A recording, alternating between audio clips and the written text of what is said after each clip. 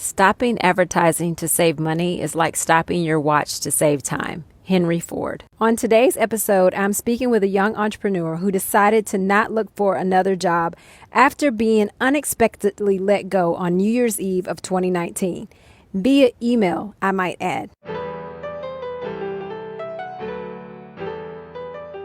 You have the power to be the boss of your own life. I'm your host, Monica Allen. I'm a wife, mom, entrepreneur, best-selling author, lifelong learner, and your biz bestie. I have a love and passion for all things small business. Growing my own company from $700 to over 7 figures annually, my goal is to bring you inspiration, business-focused topics and tips, encouragement, and a community that helps you launch, grow, and scale your business, whether you are a dreamer, a side hustler, or a seasoned entrepreneur.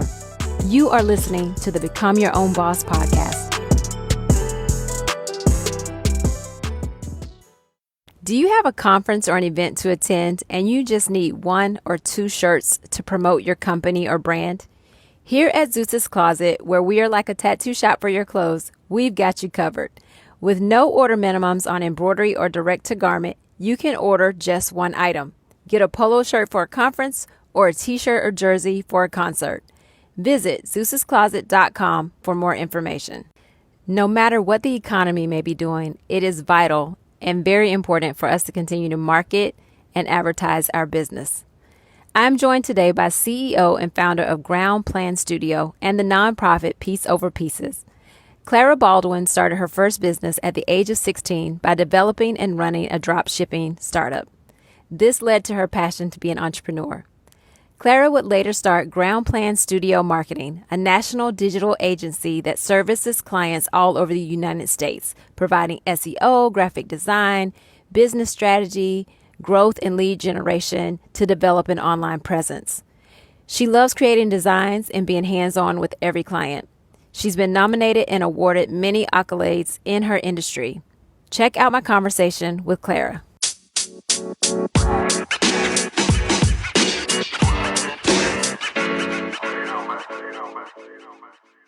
Clara, thank you so much for joining me on the podcast today. I'm so excited for this conversation. Same here. Thank you so much for having me, Monica. Yes. So let's first talk about, this is our first time really meeting outside of social media. Tell me a little bit about how you grew up, your background. Just give me a little bit about your story. Yeah, absolutely. So I was raised in Columbia, Missouri. It's a smaller city in the middle of Missouri in general. I'm now in Kansas City, Missouri, but I was raised by an immigrant mother. She is from Thailand. My dad is full German, so I'm kind of a mix of things. I had 2 siblings growing up. Basically, my brother is my twin. He's only a year older. And then I have a sister who's 4 years younger than me. But yeah, honestly, growing up, I played sports. I had somewhat of a normal childhood. People who know me know I have a nonprofit, which is for survivors of abuse, which kind of links to like my upbringing. I faced a lot of adversity. Although like my school life was normal and I played sports at home, I faced a lot of poverty. And also my dad was an abusive role in my life for the children and my mother for 20 years. So to jump in stuff that's really heavy, I'm sorry, but I'm super comfortable talking about it, obviously, because I have a nonprofit and I do really think like that stuff happened to me for a reason. And it pushed me to be where I'm at today with my businesses and my charity. So yeah, I did that. I went to college for marketing and computer science at Westminster College, and then started my first business when I was a junior in college, and then kind of dipped in corporate life and got let go. And that pushed me all the way into where I'm at now with my marketing agencies. Which I'm very excited to talk to you about because you're a young entrepreneur and that just excites me so much. What made you decide to become your own boss? I mean, I know you said you were let go, but what made you like not go out and look for another job, but to decide to become your own boss? Right. That's a great question because I think that is the hardest part of becoming your own boss is really just fully diving into that world because it's so intimidating and scary.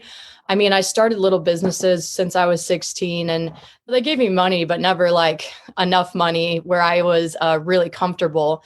So I felt like there was this little voice inside of me that was, I really wanted it, but I also was scared I was never going to excel enough in it to support myself, and more than support myself, give me the things that I really wanted, which was be comfortable in life, do what I wanted, travel, and have money for those experiences and also my kids one day.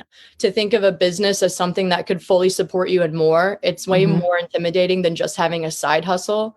So I went to corporate life after I graduated because I thought that was the only route that would bring me wealth, success, and happiness.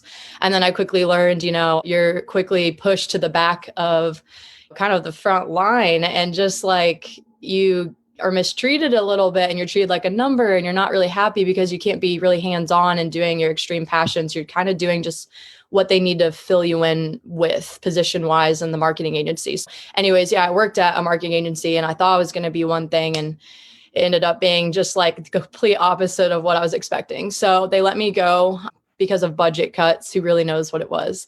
And I was crushed. It was on New Year's Eve, and they sent me the email like 2 hours before midnight.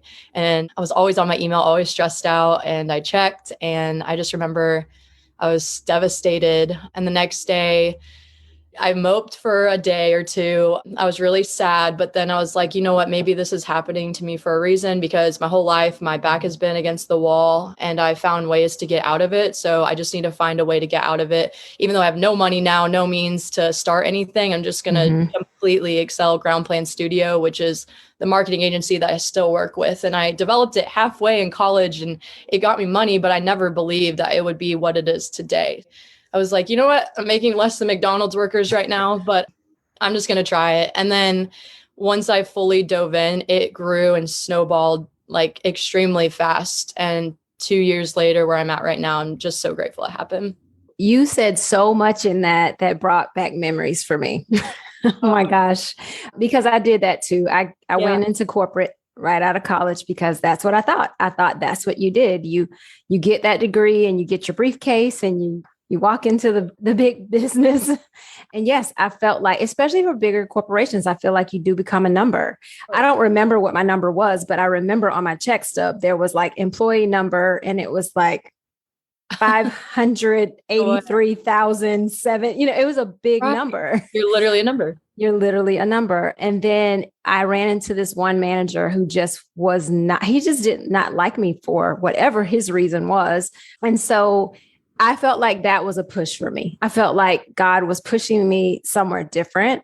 And okay, so another point, you were let go by email. Yes, I was let go by email. It was like barely 3 sentences, not even like a good luck, just bye. And yeah, it just It's was. like the second time I've heard that in the past week where Right. someone was let go by email. Yeah. Yeah. Employers, Yeah. don't do this. I don't care how big you are. I agree. You do not let go people by email. That is so impersonal and so rude. Okay, that was a side note, but Absolutely. No, I completely agree. And it knocks your confidence for so long and it makes you feel just unworthy of anything. of a Yeah. conversation. Yeah, exactly. Completely So, agree. interesting. Well, tell me about your business. I know you started it in 2019, which is so exciting. How has that been for the past 2 years? I know we hit COVID.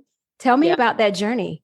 Yeah, I'm actually a COVID business. I got laid off and started my business in the worst pit of society, but it actually turned out really well. There's still a huge demand for marketing right now. So I provide everything. I basically step into companies, startups, and corporations as a replacement of a marketing department or people who are lacking in marketing. We just enhance everything and help their sales. So we provide graphic design, search engine optimization, website development, social media, HR. We do reviews for technology and strategy branding, consulting, basically everything you could think of. I just try to provide in one umbrella of marketing. And we come in and my goal is to make the client's life easier. Like I want everyone to move from this old fashioned marketing into this brand new modern, work on relationships with customers, excel your followers and your likes and your comments. Don't just post and cross your fingers to blow up, essentially. Like we have lots of strategy behind everything we do. And yeah, and so I try to have specialists and employees in every sector because I truly believe if I can bring on a huge team and the same retainer as like paying one person at your corporation, say 40, 50K, but they're doing so many roles. I want to bring Mm-hmm. the same retainer, but with 10 professionals and they're really good at what they do. So when we step in, we're not taking jobs, we're just molding with the team. We just really help their sales, their presences online, and so forth. That is fantastic. I love that because we all have to have marketing for one, but the fact that you're bringing on specialists in each area and someone isn't having to wear 100 hats, Yes. which is often asked of employees, Oh, yeah. that is great. How has it been for you as a young leader? Yeah, great question. My mind goes to a lot of things, but I used to have a lot of trouble with feeling intimidated or undervalued, especially when how I get clients is I go on a pitch call. Like I have this whole team on Zoom staring at me, usually is my day to day. And it could be people who are middle aged, it could be a young team. I don't know what to expect, but all I know is when the camera comes on, it's almost like a pitch time for me. And so I have to look at this team. I had to research about them, see what they need, see what I could provide. And I just, again, try to make them know, like, I'm going to make your life easier. I don't want to put more work on you and sit around with objectives. But as a young leader, it's sometimes hard. Like, I have employees who I honestly just love, like my mom employees. They're just so hardworking. I love women on my team. And like, I try to empower my employees, but I also know that I am young. I don't want to come off as someone who's degrading ever. Like there's a good balance of like trying to be a boss, but like you can't be their best friend. You can't be so lenient. So it's a weird balance that I'm still trying to figure out, but I do love it. And there's some times where I come across clients or teams that they look at me, they think I'm like this baby, which yes, I do look like one, but most of the time teams really do trust me and I really appreciate the faith they have in me. And like they essentially give me creative freedom and they're just like, we trust you. Here's your resources and just keep us updated. And like, I couldn't be more grateful for that. So for the most part, it's great, but I'm still struggling with that balance. Yeah, the leadership piece was difficult for me in the beginning. And I Okay. cannot say, even after 20 years, that I have perfected it by any means, Right. but it does get easier over time. I read a lot of books. I Yes. read a lot of books I'm trying about, to. yeah, leadership and how to be that manager that we had in our corporate lives, not be that person. You know what I mean? That Oh, was my biggest goal is I did not want to be that person. So you're leading a team. Are they all remote? yes, they are all remote. I had some local, but it's just more long term and easier if I have remote. I have some that have been on my team since the beginning. And yeah, it just keeps expanding and growing. They're all over. That is great, though. And what's your rhythm? Do you meet with them once a week? Do you have team meetings? What does that look like? Voice notes are huge in my agency because we all are so busy, but we love the voice notes because it makes it feel like we're talking all day. I would say, yeah, we're just constantly texting and voice noting each other just to give feedback to each other, stay on the same page. Yeah, it's been a helpful point to use those.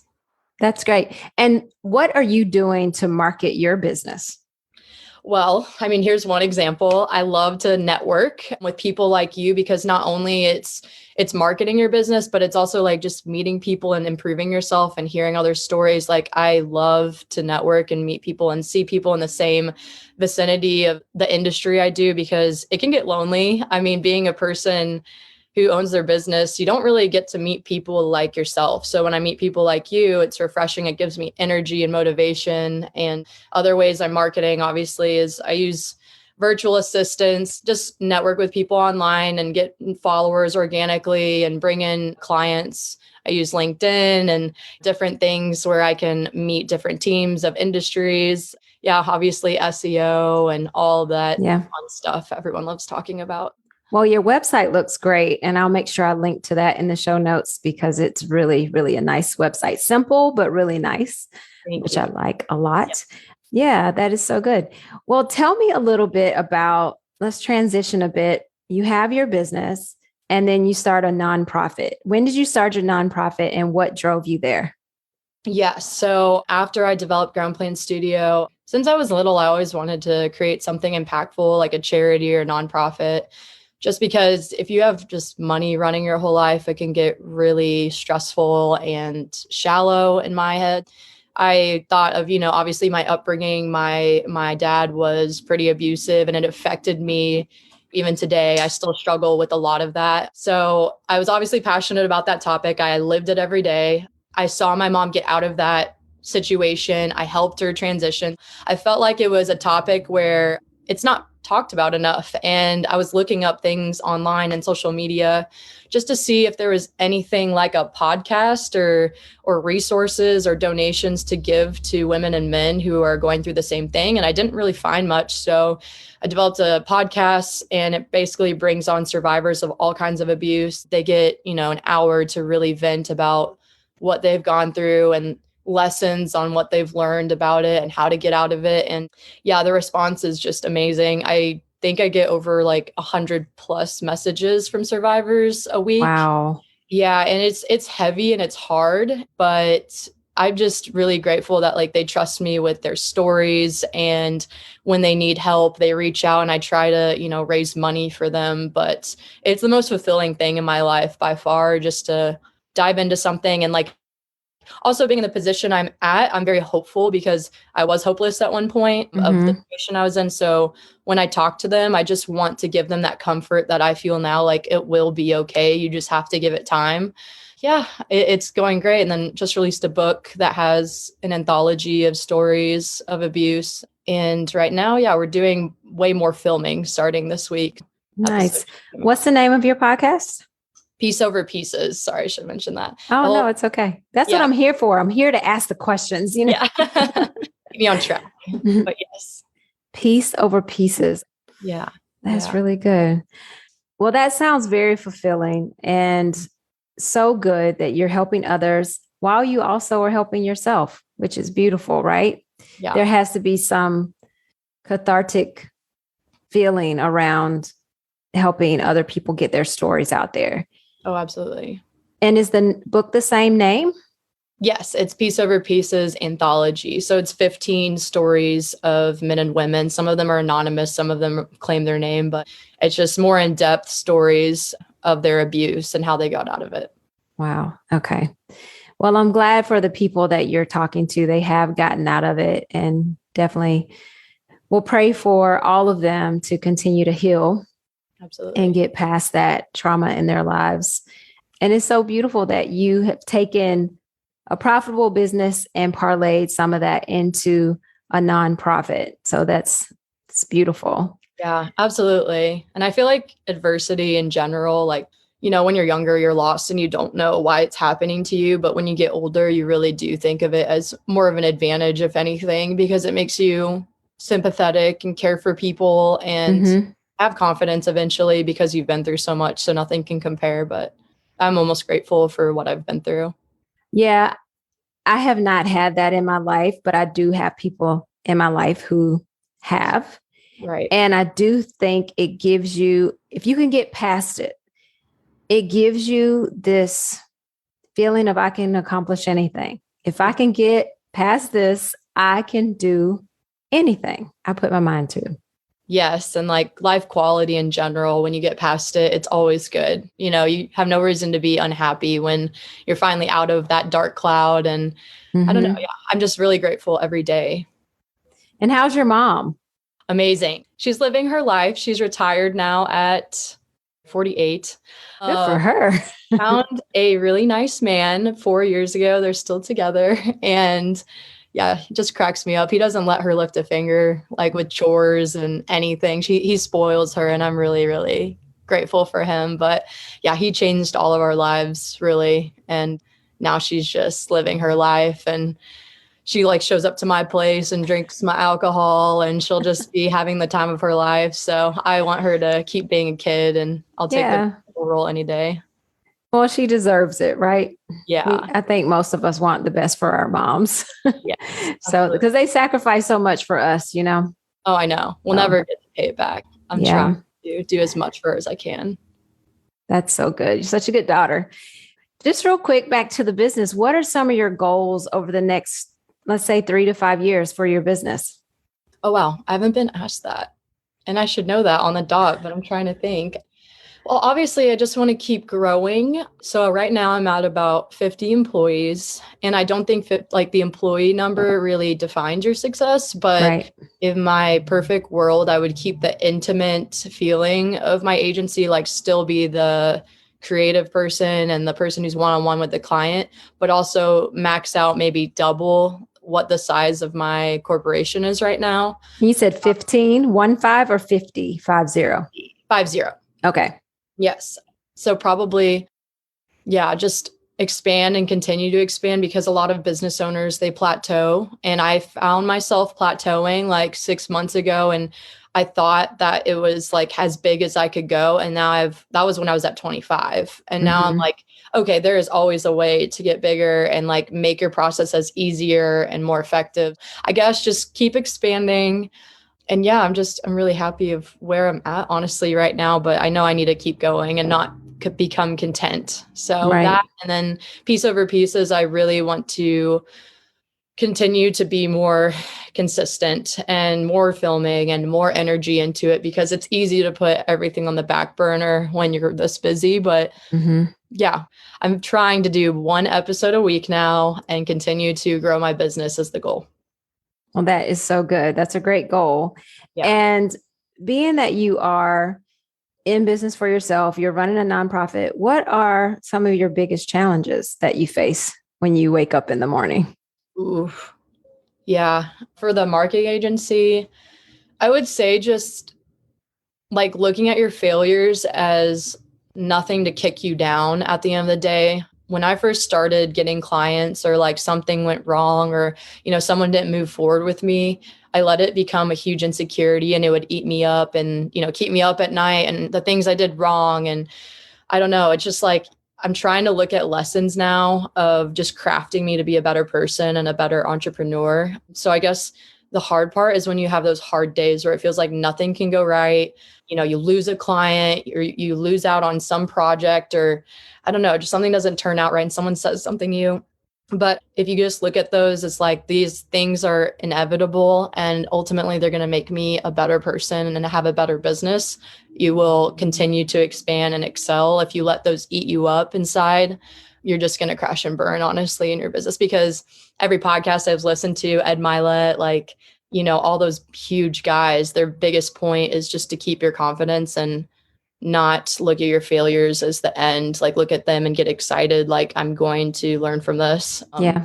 So definitely that. And then, yeah, the nonprofit, there's challenges with getting overwhelmed, how much response and like, darkness is there, but you have Mm-hmm. to remember why you started it and just be grateful that you're getting all these people who trust you and continue on. Yeah. And especially to sit there and tell a very hurtful story. Yeah. That is definitely great. 50 employees. What is that like on a daily basis? And I only ask that because I had a team of about 19 at one point, and I was like, this is too much for me. But now I have a very small team and I'm okay. I'm okay with the small team. Yeah. But are there challenges around that or the hiring process? I know a lot of people talk about hiring these days and that the difficulty of that, but how has that been going for you with your team? Oh, yeah. I mean, it is always a challenge. You meet the most amazing people who want to be with you long term, and then, some things don't work out. But I would say something that's life changing is just getting a really good CRM or like a good project management system. It makes everything so smooth. So I use Asana, it's free. And Oh, wow. yeah. And it's so fluid. Like basically, I delegate all day. So it's like, I need designs. You just set the due date, you give them the information. When they mark it done, you move it on to the writer. The writer puts out the post, they mark it done, then you swipe it back to the designer. Like it's really fluid. And it's nice that my employees are like kind of project based. So it's not like I have to talk to every one of them all day, every day. Like the CRM and Asana, like it really keeps everything organized. And only if they have like a problem or something they will reach out to me. But for the most part, I try to make their lives easy. And I also try to not give each employee like more than 5 hours of work to 10 hours of work per month. Mm-hmm. So that keeps them really like low maintenance. They get to enjoy and go slow with their work. yeah, like I don't want to pack so much on one person. That's when quality goes down, due dates are missed, people are stressed out. So yeah, I just try Yeah. and not spread everyone thin. But that's probably my biggest thing I've learned in hiring people. Yeah. That is the fun part Yeah. for sure. Well, I really appreciate this conversation and just your journey. I love the fact that you decided to become your own boss You. and take the entrepreneurial journey instead. So young too, because you just have so much room to grow and grow your business, which is very exciting. And Yes. your nonprofit. I Yeah. love the fact Thank that you you. started a nonprofit. Thank So, you. Clara, thank you so much for joining me today. I really do appreciate it. I appreciate you. Thank you. It was a really good conversation. And yeah, I'm excited to further connect with you. So thank you very much. Yes, thank you.